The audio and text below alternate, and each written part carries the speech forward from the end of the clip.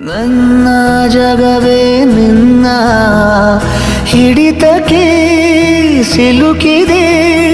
ನಾನಾ ಬಗೆಯ ಭಾವನೆಯ ಹೊಡೆತಕ್ಕೆ ಚಡಪಡಿಸಿದೆ. ತಡೆದಿರೋ ಮಾತೆಲ್ಲವೂ ತಲುಪಲೇಬೇಕಲ್ಲವೇ. ನಗಬ